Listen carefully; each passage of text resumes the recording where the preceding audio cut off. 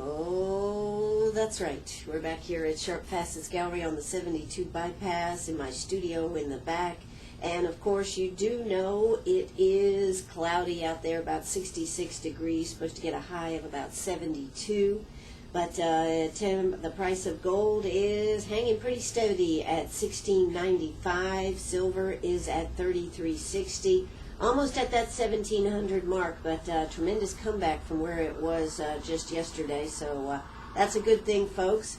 And today we have a very, very special guest. That's right. You know, we're all talking about getting local produce. We're all talking about knowing where our food comes from. And so I thought it would be great to have Paul Coleman here. He is the owner of Early Bird Farms. The early bird gets the worm. Is that correct there, Paul? Close. As you can see by my logo, it's the early bird, we've got the worm. We've got the worm. That's right, we've got the worm. That's right, because you raise worms, not only, but a lot of other things. Well, that was it. We started out just solely early bird worm farm and started raising worms, but we kind of spun out of control and we do so many things, it's just easier to say farms now. Yeah. I put less emphasis on the worms and more emphasis on the sustainable agriculture, permaculture, that sort of thing. Well, you know, that is terrific, and I know, though, that you're not originally from where Shoals, Greenwood, this area. Where are you originally from? I'm from Venice, Florida, where I grew up. My parents, they lived in New York, and I was born in Far Rockaway, and in 1964 they moved to Venice, Florida, and I was just a small child. I don't remember anything but Florida. But Florida. And I spent 31 years there just kicking and screaming to get up here. Well, you know, Venice, that's a lovely area down there, and I understand that when you started going to school, it was an interesting time for you. It was. I knew the first day of school that this was not for me, you know. Now, come on now. Elaborate on this. What do you mean it wasn't for you? Well, when everybody else, we were sitting in a little circle, and they had the flashcards holding them up going, A, apple, B, and the first thing they taught us was raise your hand if you need to speak. So I raised my hands, and I asked a simple question. How long are we going to have to be here? And she said, well, till about 2 or 3 o'clock. And I'm like, no, I mean, how long do we have to be here in school? And she said, oh, you've got like 12 years of this. And like, how did you feel about that, Paul, I at was the ripe old heartbroken. age of 6? I mean, I was heartbroken. I was like, oh, this is going to be a rough ride. You are not going to make it. You're not going to last. So it was miserable for me. I knew from day one, I hated school. It wasn't the learning process as much as being in school. I didn't like that at all. So what did you do? What did you do? I mean, I understand that you decided just as soon as you could, you went out, you got a GED, and decided to get to work. Yeah, I just figured, you know, school, I wanted to get out and make some money. I just wanted to get on with my life. I realized I wasn't going to college or anything, and they came out with a GED, and I opted just to take the GED and get out in about halfway through the 10th grade. Unbelievable. I mean, I could pass the test, so why not go? And I did go back and take a few classes at Manatee Community College, and I did a good many classes here at Piedmont Tech. School is good. It just wasn't for me, and I knew I wasn't going to college. So, you know, when everybody in their high school years was like, "Well, we got to do this and we got to do that," you know, they really try to prep for those SAT. I never took one. Why bother? I know I'm not going to college. But you've done very well. I've done okay. You know, I've scraped a living out, been happy. My father hauled us around from job site to job site down there. He was a cabinet installer. He had a crew of Ed, Peter, and Paul, and I was the baby. And So is that called child labor, family labor, right? Yes, it was. It was really slave labor. And we were a well-oiled machine. My father would show up at one of those condominiums, and there would be 3 installers, and the cabinet shop would drop off 10 kitchens. Right. My dad would haul one in and start working on it, and then he'd haul out another set of cabinets and start working on it, and he'd get a third one and start working. And when school got out, he'd pick us up, and we would work, and before long, you know, the Coleman crew would knock out 6 of the 10. Right. And that's the way it worked. And you know, isn't that amazing though? Today, that doesn't happen a lot anymore. I mean, you know, but I mean, when I was growing up, I mean, my father took me to the to shows and dressed me up. And the booth, I had to stand out front there and say, "Can I take your order?" And everybody thought, "Oh, isn't that cute?" So that was his hook. But we just did this stuff. We didn't even question whether we had to or not. We just knew we did. I don't know how your folks were, but you didn't question my father. That's what I mean, I'm if you saying. questioned it, you might get the stick or something. Right. So, you learned if he said something, he never asked more than twice. There was never a third time. If they told you go to bed that second time, you never got a third go to bed. It was just come in and bam, bam, bam. It was terrible because we had triple bunk beds, and he'd start at the top with the oldest, and I'd be terrified. Swap, swap, swap, and somebody crying and swap, swap. I just knew mine was coming. Exactly. But that's what I'm saying. We didn't question. And today, it's just totally different, isn't it? It's different. Kids rule the roost today. They really do. I can't believe that, my generation, we were could still chase that, had that sparkle of the American dream and chase it. And our kids have become the laziest, really slovenliest, laziest group of individuals. Most of them are not motivated at all. They can't see past a video game or the computer. They're soft. Really, Right. they're soft. Absolutely. We were outside. It seemed like it never rained on a Saturday. As long as school, you weren't in school, the sun was shining, you're riding your bicycle, fishing in a creek, doing something.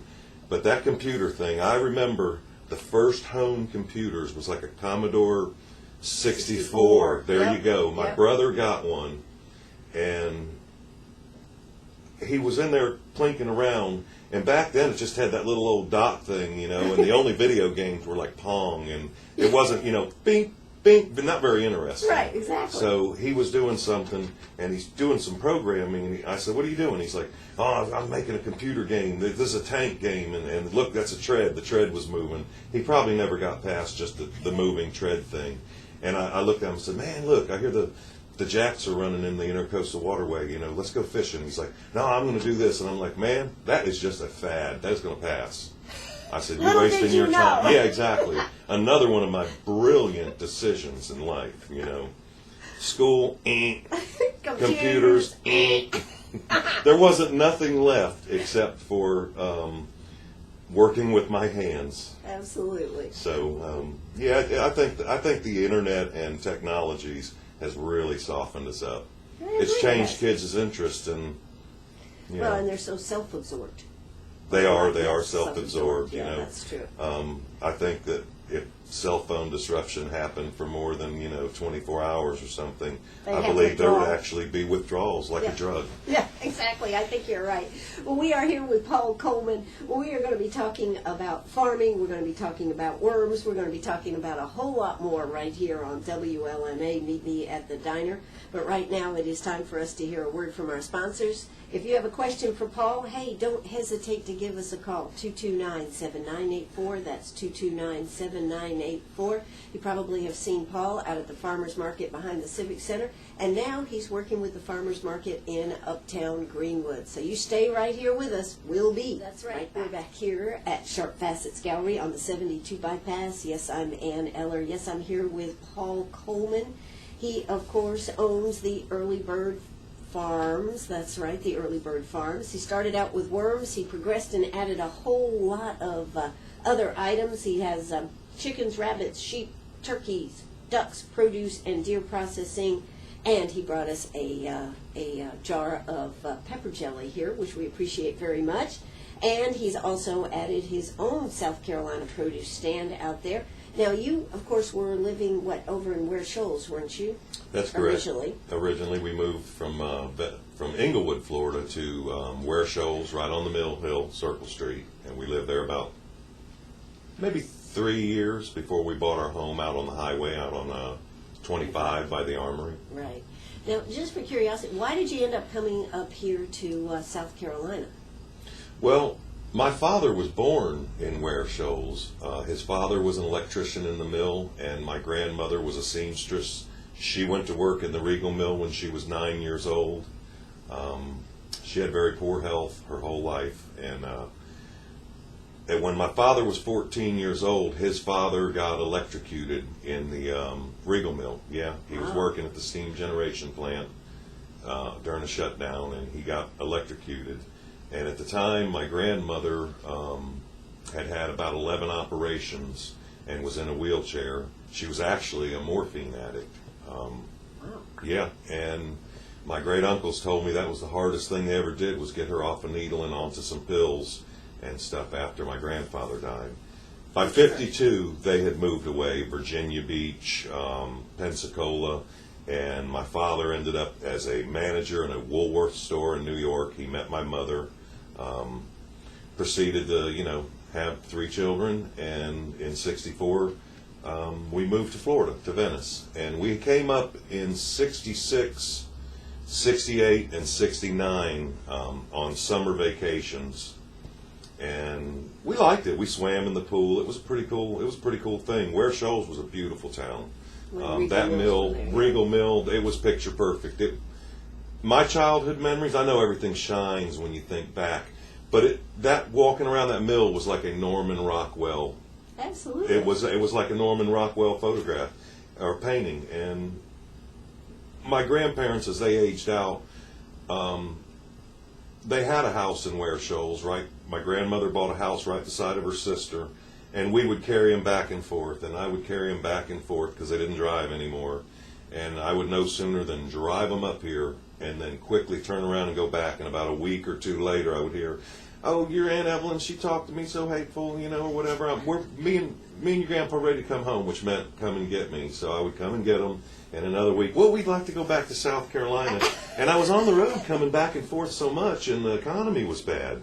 My cousin had said, "Well, you really got to get up here. That recession was raging down there and the construction." He said, "You come up and I won't let you starve. You can work for me. I'll get you a job out at the plant." And, so my wife and I talked about it, and we said, we really like it up here. Coming from Florida, it used to be beautiful. It was a concrete jungle, crime. It wasn't where we wanted to raise our kids. It had changed so much, yeah. And there was just nothing for us. So we said, we could start a new life up here. And that's exactly what we did. We named her Kayla. As soon as we moved up, child number 2, and it feels like home. Feels like home. It just now, feels where like did you home. work? Where did you work when you came up here? I got a job with my cousin. He owns a pest control service in Ware Shoals. Pest Away. There you go, Mike. Sure, no problem. Pest Away.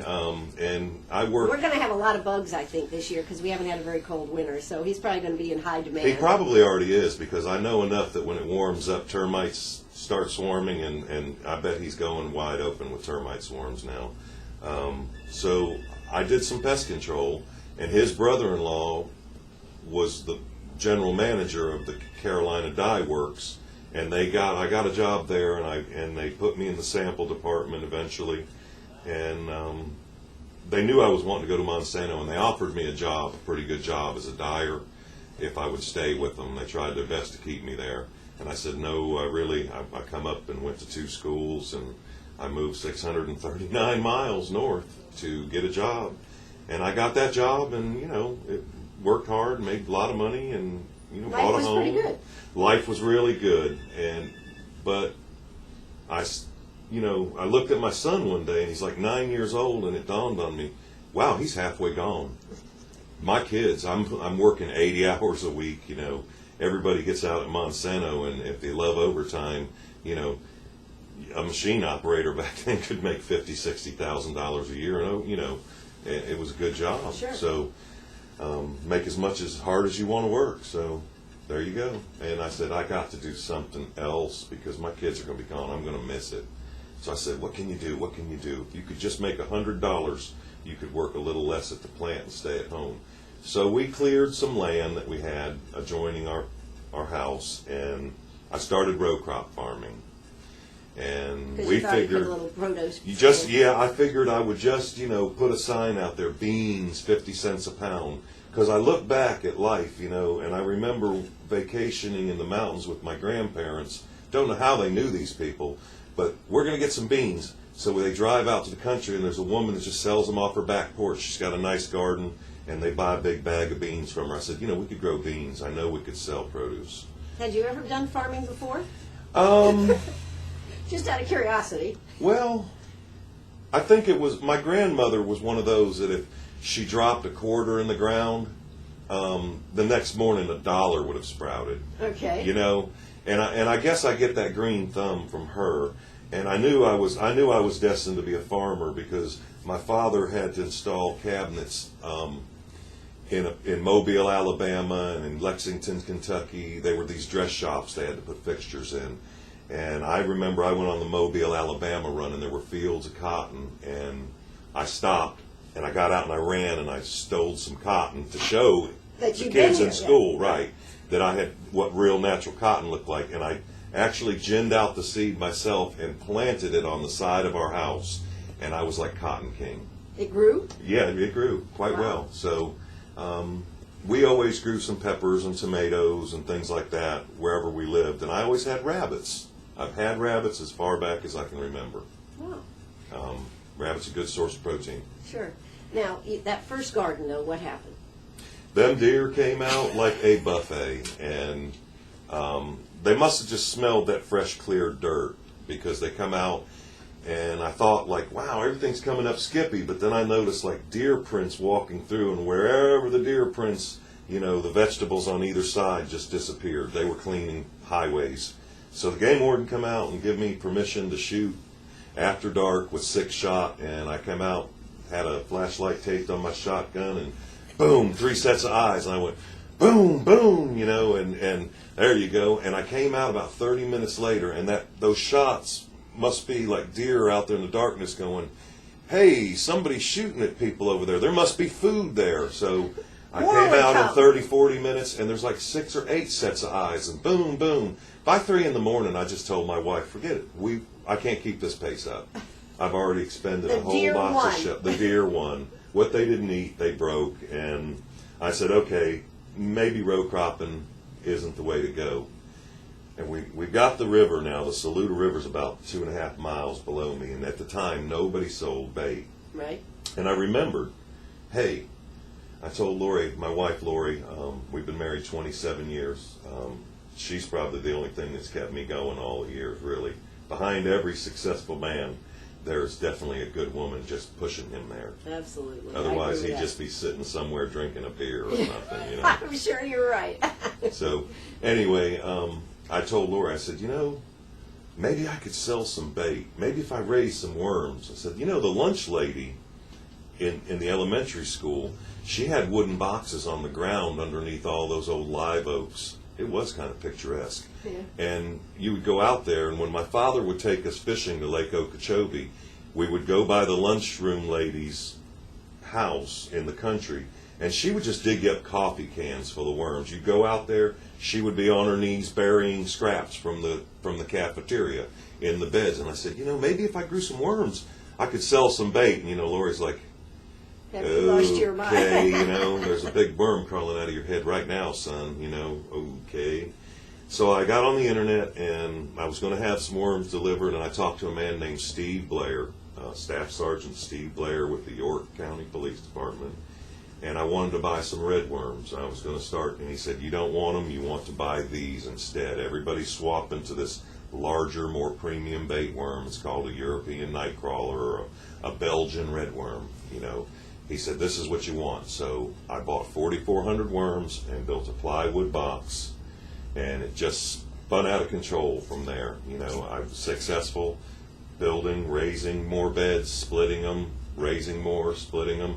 And next thing you know, I've got, you know, a trailer, a semi-trailer hauled in there, an electric service hooked up to it, built a 2,000 square foot shed roof off the side of it, hardened concrete block beds. And I found some people, good people here, local, Quality Bait Service. That would be Larry and Bonnie Geen. Mm-hmm. They started buying cups of worms from me, and I started supplying them for their bait routes. Made a website, got on the internet, started shipping worms. Eventually I became Mr. Blair's. I couldn't raise enough, so I kept buying from him, and I became his best customer. And Blair said, well, you know, why don't you just buy me out? So I bought all of his equipment and everything in York and brought all of his contacts down and just kept building and expanding and shipping worms. And The If you rest do is business, history. if you're honest, I have this. If you are honest with people and you are upstanding and you maintain integrity in business, you will not fail. Nothing will kill your business more than mistrust or Absolutely. somebody walking away with a bad taste in their mouth. As long as you do your best to keep everybody happy and do what you say you're going to do, you're going to succeed. That's the motto right there. Absolutely. You know? Well, we are here with Paul Coleman. We are having a great conversation. Hey, if you've got a question, if you want to know where he's at, if you need bait, you just give us a call right here, 229-7984. We're going to hear South Carolina news and a word from our sponsors, don't you? Oh, that's right. We are right back here at Sharp Facets Gallery. We are talking with Paul Coleman here. He has Early Bird Farms now. Yes, he started out with worms. We were just hearing how he started out with worms. You know, the thing about being in business for yourself and having to make it is that you have nobody else you can count on, can you? No, you don't. You're out there. If you don't work, you don't eat. Yeah. There's no entitlements on capitalism. Yeah, that's a problem, isn't it, for people? A lot of people have a problem with that, but but when you work hard and you produce, and at the end of the day, you can really feel good about what you've done. You can sure sleep because you're tired. That's for sure. Exactly. But I do. I'm proud of everything I do. When I sell a tomato or a vegetable, I look at that and it's like, I grew that. You can have to go to, a grocery store and get that. This is here. That's right. And you grow a lot of things out there now. I grow a ton of stuff now. We really, I have worm castings, which we sell the worm casting. That's probably the most valuable part of the worm. And what is It's that? waste product. It's worm manure, vermicasting. And basically what a worm will do is it will eat organic matter when it's broken down small enough for the worm to eat it. And it ingests it with a little grit and sand. And inside of its gizzard, there's a bacteria that actually breaks down the compost. And the bacteria's waste product feeds the worm. Yeah, it's a pretty complex little deal. But when they make the manure and they convert organic matter into vermicast, it's like a value-added product. The reason it works so well is because it's exactly what God intended a plant to eat. Take your garden, and everybody used to go 10-10-10. That's the rule. Put a bag of 10-10-10 in that garden every year, and you'll grow. Everything does well, but it depletes your soil. Your soil just turns into a sand pit. By adding the worm castings, you're adding organic matter back into it, and you're building your soil. If you drop man-made petrofertilizer on a plant, it's going to burn it.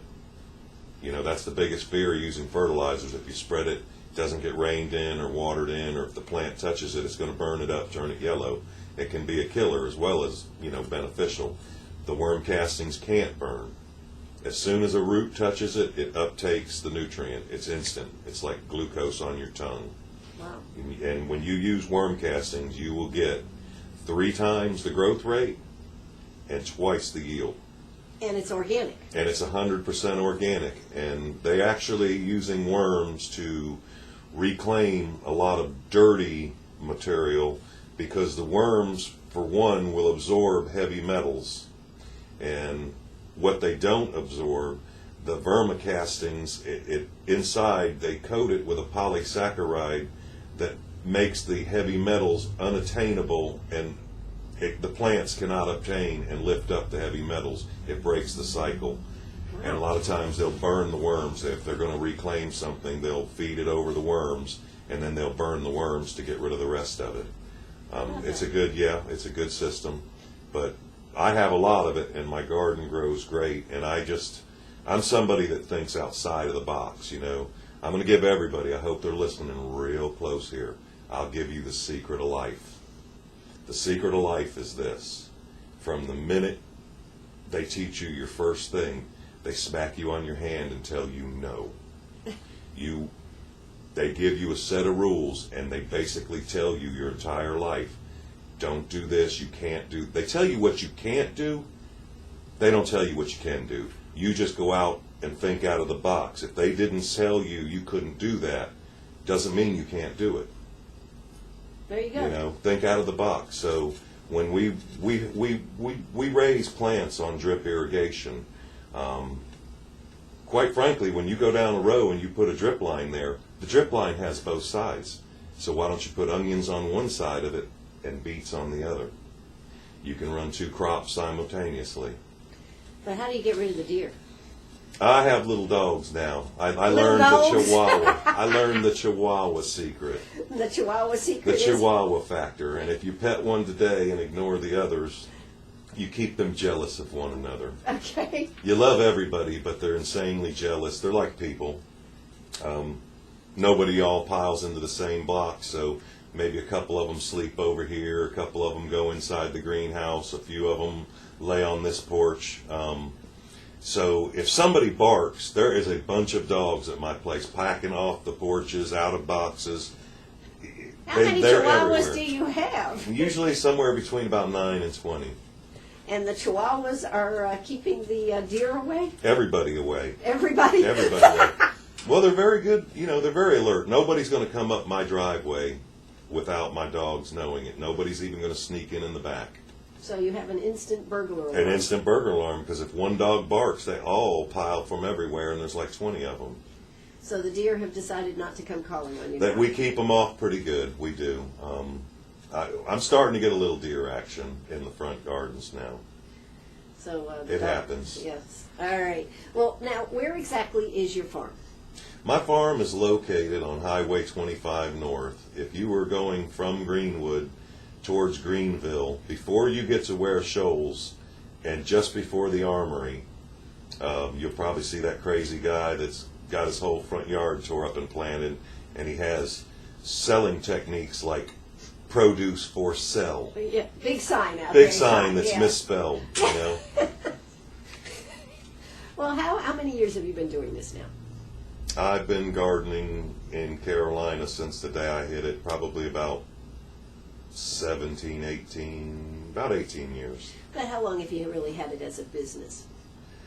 Business, probably the last 5. Last I've been 5. selling produce for about 5 years. Yeah. You know. And is it satisfying?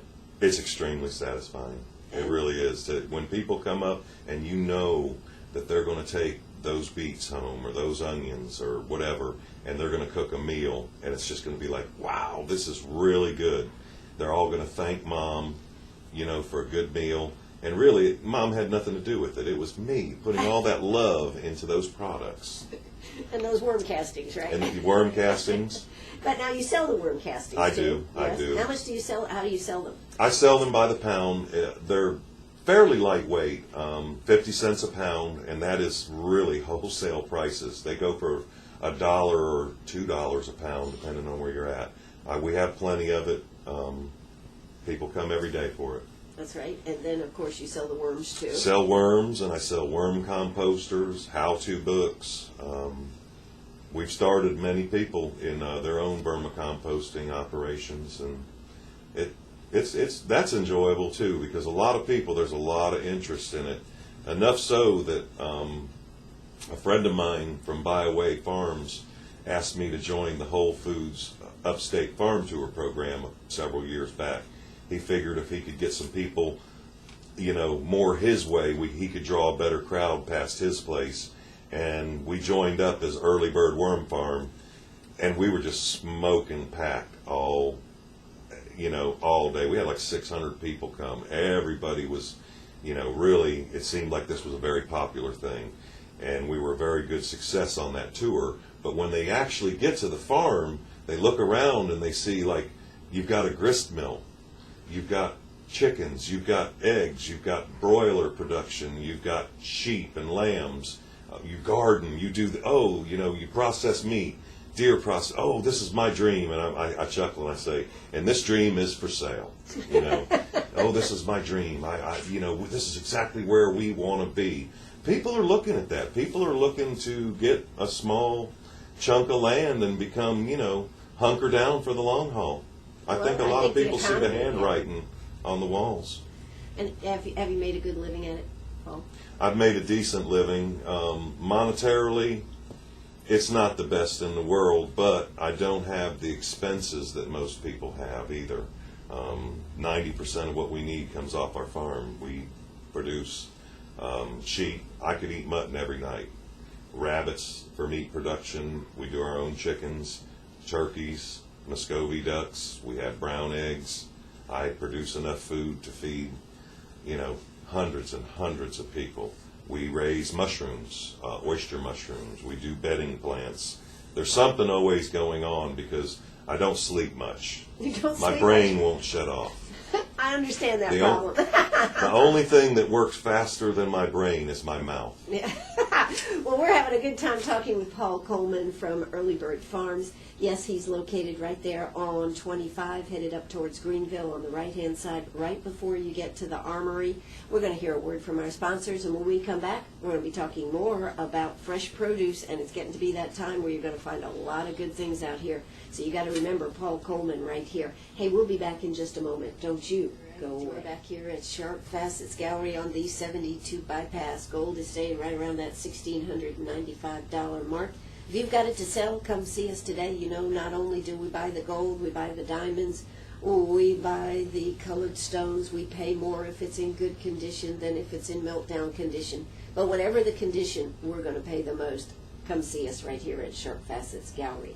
We're having a very, very, very interesting conversation with Paul Coleman of Early Bird Farms. That's right. He's located right out there on 25, headed towards Greenville, right-hand side of the road, right up the street from the Armory. And I tell you what, some of the stuff that he does out there, and in fact all of it, is just amazing that you were able to make the change. Now, how old is your son now? He's 22. 22. Yeah. And you got to spend the time with your son? Oh yeah, more than he would have liked, I'm sure. He actually, he helps. He actually helps. He still lives on the property. Is he in a tent outside? No, behind the house we live in. We live in the brick house, and there's a huge house behind us. It was built in 1836. It's one of the oldest places around. It predates the Civil War. It made it past the Civil War. It's supposed to be haunted. It's a big 2-story white behemoth. Yeah. So we have that house, and we just recently acquired the piece of property on the other side of the driveway. And it had about an 85-year-old house that was really just towed up. Mm-hmm. So we kind of put some old, my thinking out of the box, knocked the chimney off and covered it with old used chicken house tin, just spray painted the weatherboard, sealed it and all. And what we're going to do is, this is kind of exciting for the farm, and it'll probably be the first around. The front part is going to be a farm store. That is the plans. Oh. If you want, right next to the house, the state of South Carolina, our Department of Agriculture put one of their roadside stands there. Mm-hmm. So the farm actually can boast certified South Carolina roadside status, roadside stand status. I didn't realize that. Okay. Yeah, so that's going to be a real big thing, and you can't serve two masters. And my problem with selling produce at home was I had two basic clienteles. I mean, you have people that appreciate what you do, and then you have people who would appreciate a tomato for 50 cents. Sure. And unfortunately, if you're paying help or you're doing it all that work and backbreaking, you can't give your stuff away. And we follow sustainable practices, and we adhere to organic procedures. I haven't had to break an organic rule in several seasons, but I'm not organic certified. If I had to, I guess I could. Right. But see, the thing that I think most people are starting to realize now is being a modern homestead farm, the food that I sell, the food that I produce, that's the food I'm eating. That's the food I am growing for my own family. So, nobody would poison themselves. I would hope not. Absolutely. So we do real good. But you're thinking or you are going to open a store right in the front there. I'm going to, in the front area, I would like to open up a store there because, fuel prices and people, a lot of people go to Greenville. The Greenville market's really an exceptional market, and when they're there, I know because they stop by my place to buy things, and I look in the back of the cooler, and there's Happy Cow milk, and there's meat from this farm or whatever. Those people that go out and make an event of shopping all day or shopping for the week and stopping at all their little farms and their little haunts, you know, those kind of people, wouldn't it be nice to know that maybe, this is a dream, this is how I think, possibly with gas going up to $5 a gallon, wouldn't it be cool if maybe I could cut a deal with the Happy Cow and have a dairy case in there and have a limited amount of Happy Cow milk or cheese or something? Absolutely. Maybe something from Jersey Oaks Farms. My friend Jay Timms is going to be, he's in the process of becoming certified organic. So he's raising cows. He has some right now as organic grass-fed. Maybe I can put a freezer in there and sell some grass-fed beef. When people come up and they say, you know, ooh, where's the good stuff? You know what I mean? Oh, well, them big tomatoes or something. It's like, well, everything that's fresh picked today is inside the farm store. You know, after it's a day, the first day or whatever, I can move it out to the farm stand and use it as an inventory control thing. You know, Well, and there's great. nothing wrong That's with great. that, but a lot of people, they'll come up and they don't realize that, you know, you're going to have to pay, you know, more than $1 a pound if you want something that's local or organic. You know, it's unfortunate, but organic and sustainably grown things cost a little bit more to produce. But you know what? We've all gotten so into wanting to know where our food comes from. And you should. Oh, you should. Your food today, your grocery store could probably be the most hazardous place that you look at. I mean, you think about this. You go to a town as small as Ware Shoals or, you know, anywhere in the United States today, and you pick up the beef, and they have a thing now where they have to list country of origin on there. They're supposed to. Right. And it's a big thing now with the codes of how it was produced, you know. If it's got a 9 on it, it's supposedly this. If it's got a 4, if you believe what everybody posts on Facebook. Right. Okay. But they have to list the country of origin. When you can go just to a small podunk town anywhere in the United States and look and see grass-fed beef from Mexico, prawns and tiger shrimp from Thailand, tilapia from China. Most all of your produce, if you look at it, the 3 little hydroponic peppers that's in the bag comes from Mexico.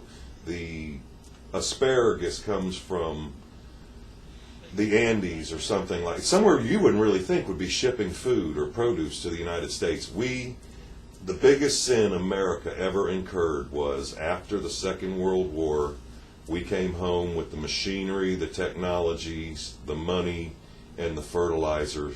The United States could have fed the entire world, and we did not.